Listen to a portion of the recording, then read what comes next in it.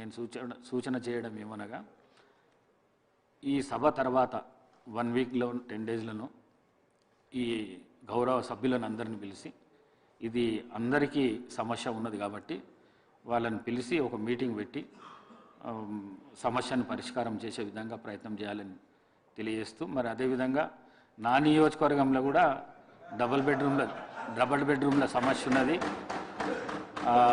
90% పూర్తి అయినాయి, 10% ఉన్నది. అవి అయిపోతే దాన్ని వాడుకలోపటి తీసుకురావడానికి అవకాశం ఉంటుంది కాబట్టి మరి మీకు ఇచ్చిన సూచనను తప్పకుండా పాటించి జవాబు ఇవ్వవలసిందిగా కోరుకుంటున్నాను.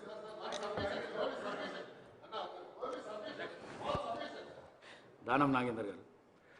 Sir thank you sir. ఎక్కువ సమయం తీసుకోను. మా నియోజకవర్గంలో 3 places sir, Durga Bhavani Nagar, Guru Brahma Nagar, road number 46 Ambedkar 46లో ఆల్రెడీ 300 ఇండ్లు కట్టి ఇప్పుడు 2 సంవత్సరాలు అయింది సార్. అది త్వరితగతిన కంప్లీట్ చేయాలని మంత్రి గారు కోరుతారు. ఎందుకంటే అది డెలాబరేటెడ్ కండిషన్లో పోతున్నాయి కాబట్టి.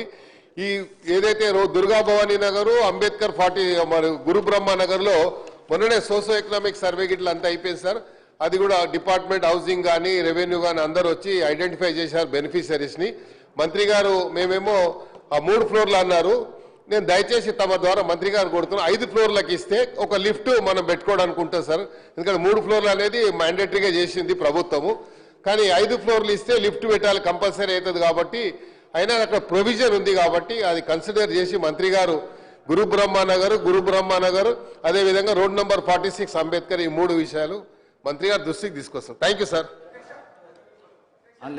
దయచేసి అవకాశం లేదు, ఎందుకంటే సప్లిమెంటరీ క్వశ్చన్స్ నేను ఒకరికిద్దరికి ఇవ్వగలుగుతాను కానీ సభలో ఉన్న సభ్యులకు అందరికీ ఇవ్వవలసిన ఇది లేదు. సభా సమయం చాలా విలువైంది. దయచేసి గమనించి విత్డ్రా చేసుకొని మంత్రి గారు జవాబు ఇవ్వాల్సిందిగా కోరుకుంటున్నాను. అధ్యక్ష, మంత్రి గారు చెప్పండి. అధ్యక్ష, సుదీర్ఘంగా ఇప్పటి వరకు ఇందిరమ్మ ఇళ్లకు సంబంధించి మీటింగ్ పెడుతుంది, 2 BHకి సంబంధించి స్పీకర్ గారు మాట్లాడమంటున్నారు కదా. ప్లీజ్ రాకేష్ రెడ్డి గారు కూర్చోండి ప్లీజ్ 1 వీక్లో అందరు నేను మాట్లాడిన తర్వాత మీరు ఏదైనా మిస్ అయితే నేను చెప్తాను. మీరు ప్లీజ్ సరే, అందరికీ ఇంపార్టెంటే రాకేష్ రెడ్డి గారు.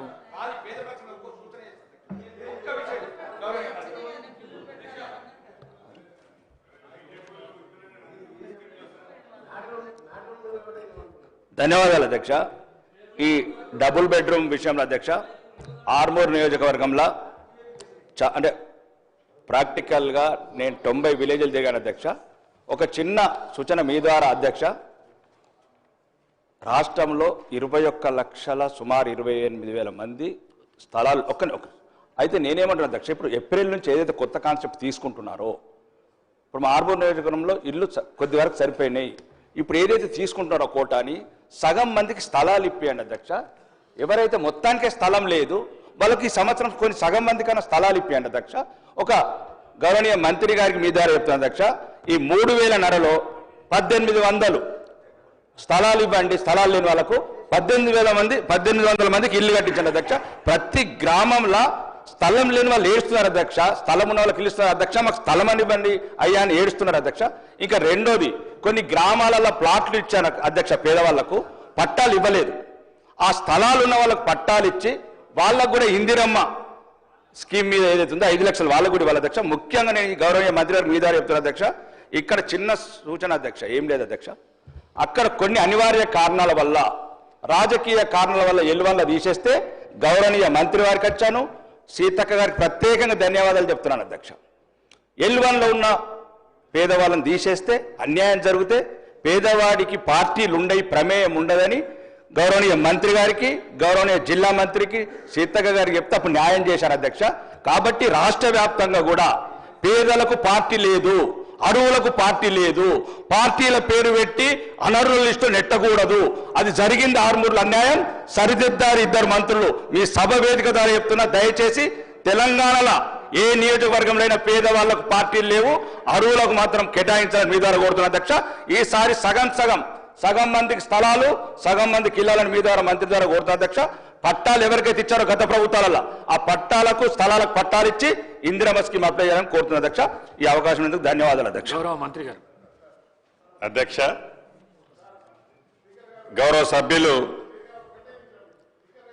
ఈ సభలో ఉన్న గౌరవ సభ్యులు ఇళ్లకు సంబంధించిన దాంట్లో ఇల్లు అంటే పేదవాడికి ఏదో 2 ఇటుకలు పేర్చి పైన స్లాబ్ వేసి ఇల్లు ఇల్లు అనే దానికంటే కూడా పేదవాడి ఆత్మగౌరవానికి చిహ్నంగా ఉండేది ఇల్లు.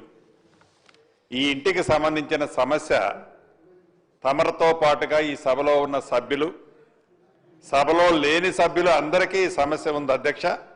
ఇప్పుడు ఈ సభలో మీ అనుమతితో మిర్యాలగూడెం శాసనసభ్యులు లక్ష్మారెడ్డి గారు, సాగర్ శాసనసభ్యులు జైవీర్ రెడ్డి గారు, రామగుండం శాసనసభ్యులు రాజ్ ఠాకూర్ గారు, ఆలేరు శాసనసభ్యులు ఐలే గారు, అదే రకంగా కల్వకుర్తి శాసనసభ్యులు కసిరెడ్డి నారాయణ రెడ్డి గారు, పాల్వాయి హరీష్ గారు, గండ్ర సత్యనారాయణ గారు, సూర్యనారాయణ గారు, పాయం వెంకటేశ్వరరావు గారు, దానం నాగేంద్ర గారు, ఇలా 10-11 మంది వారి అదే రకంగా రాకేష్ రెడ్డి అన్న చివరిలో కొట్లాడి మైక్ తీసుకున్నారు. రాకేష్ రెడ్డి గారన్న కూడా 11 మంది సుదీర్ఘంగా వారి నియోజకవర్గాల్లో వారికి ఉన్న సమస్యలు, ఇక్కడ 2 BHK ఇందిరమ్మ ఇళ్ళు, ఇక్కడ 2 వర్టికల్స్, క్రీస్తు పూర్వం క్రీస్తు శకం అని ఎలా అనుకుంటామో, ఎలా వాడుక భాషలో ఉందో ఇందిరమ్మ ఇళ్ళు ఈనాటి మనం ఇస్తున్నది గత 10 సంవత్సరాల్లో ఆనాటి ప్రభుత్వం 2 BHK పేరుతో రాష్ట్ర ప్రజలని ఎలా మభ్యపెట్టిందనేది రెండో అంశం. ఇక్కడ చర్చ ఈనాడు చాలా సుదీర్ఘంగా వారి సమస్యలు వివరించడం జరిగింది అధ్యక్ష. ముందుగా 2 BHK గురించి గౌరవ సభ్యులు ఏవైతే అనేక సమస్యలు అడిగారో, ఇందాక ప్రధానమైన సమస్యకి ఈ ప్రభుత్వం ఏర్పడే నాటికి గత ప్రభుత్వంలో 2 BHK కట్టి బిల్స్ 204 కోట్లు పెండింగ్ ఉన్నాయి అధ్యక్ష. ఈ 204 కోట్లతో పాటు ఇందాక గౌరవ సభ్యులు అడిగినట్టు రాష్ట్రంలో సుమారు 133 కాలనీలలో సుమారు 36,000 ఇళ్లు వివిధ స్థాయిల్లో మొండిగోడలతో దర్శనమిస్తుంటే ఈ ప్రభుత్వం వచ్చిన తర్వాత 744 కోట్లు